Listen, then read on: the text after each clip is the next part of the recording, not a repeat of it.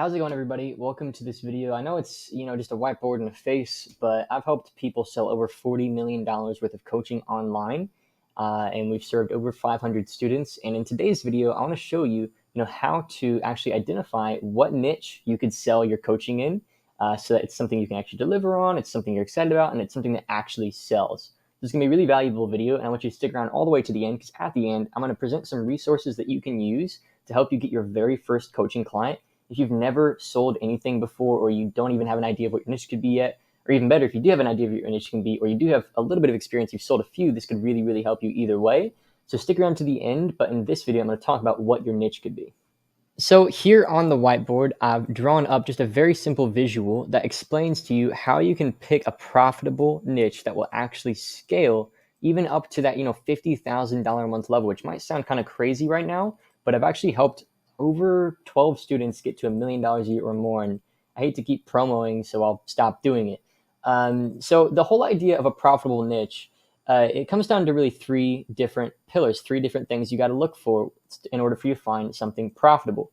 The first one is identifying a step that people are having a hard time taking that might have either come natural to you or to someone you know, or it's a step that generally isn't being taken by a group of people.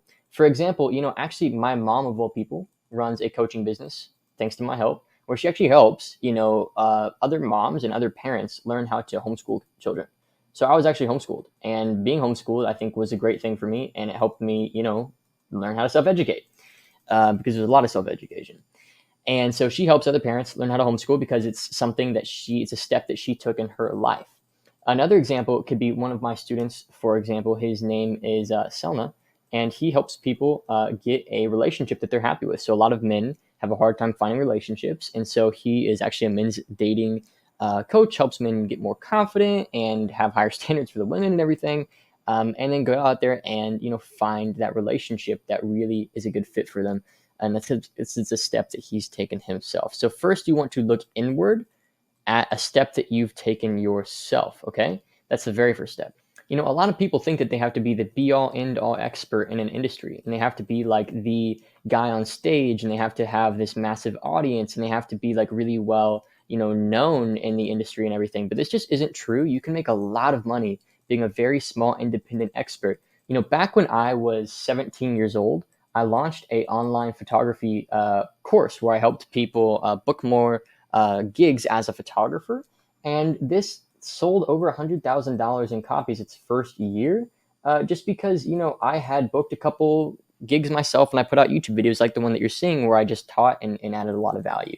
And so you don't have to be like a perfect expert. I'd only booked like 20 to 30 photography gigs, but I launched this program and it worked, to my dismay, or to my surprise, extremely well.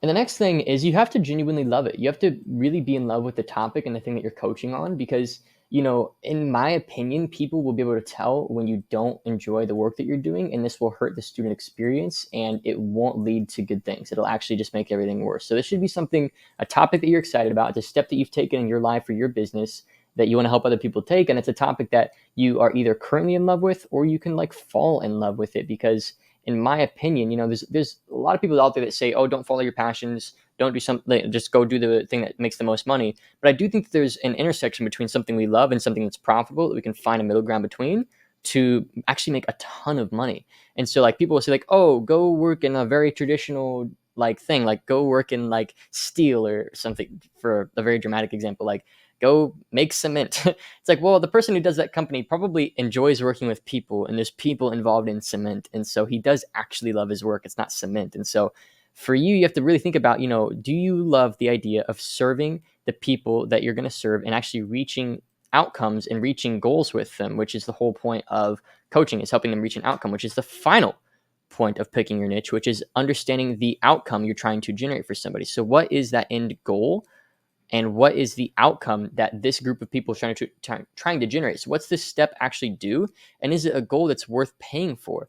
And if it's not a goal worth paying for, how can you show people that there's an even bigger step that they could take if they just opened their eyes, so that you could charge for that instead? For example, I'll just use like a business coaching thing for an example. So like a lot of people, they help people start online e-commerce stores, and they try to help them get to 6 figures a year.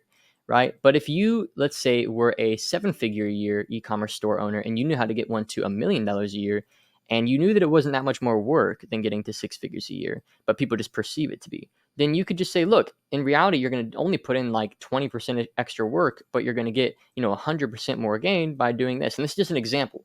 So you actually push them even further so you can charge more.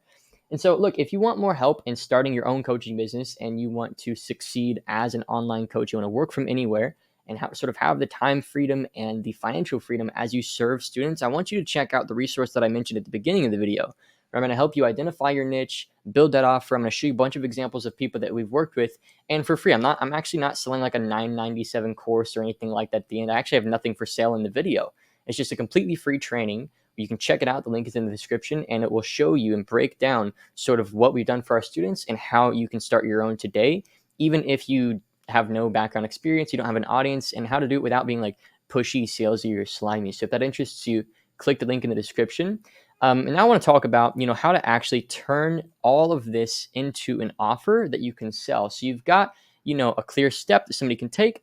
You've got a love for the industry you're in, and you've got, a clear goal that somebody's trying to achieve. A clear goal that somebody's trying to achieve. You've got all three of these things. Now, how do you actually build an offer? Where do you start to build something that could sell?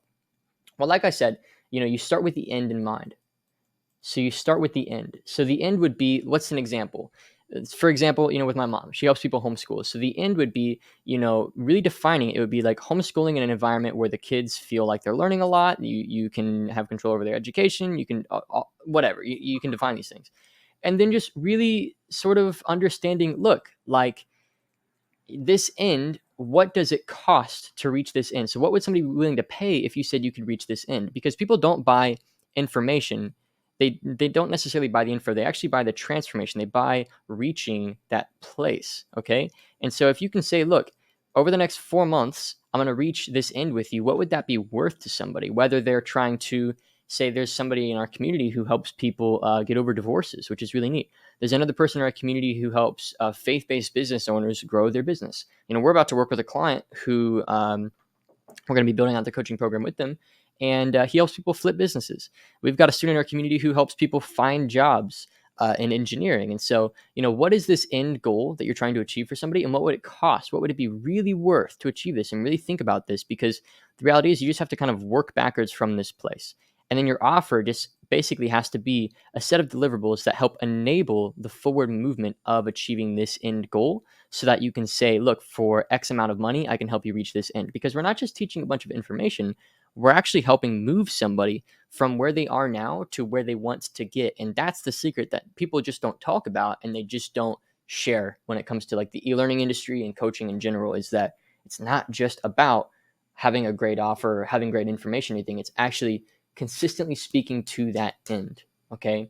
And so anyway, that's the video. Hopefully you've enjoyed. This is how to pick your niche and build an offer. If you want more videos, please leave comments as to what videos you want to see from me, because I'll be uploading a lot more consistently moving forward.